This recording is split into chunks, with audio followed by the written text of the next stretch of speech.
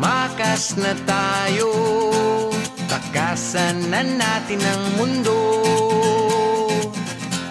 Magtago papalayo sa mas tahimik at payapang mundo.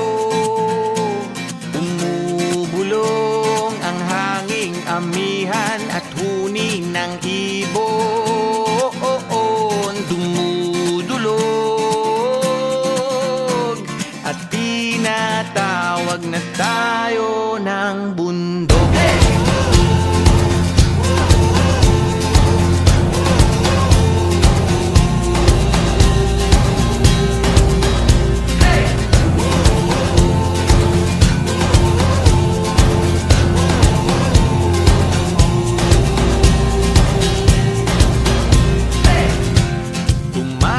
Na tayo, palayo sa maraming tao.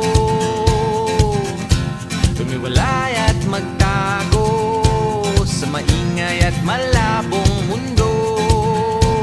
Umubulong ang hanging habagat at hampas ng alon. Dumudulog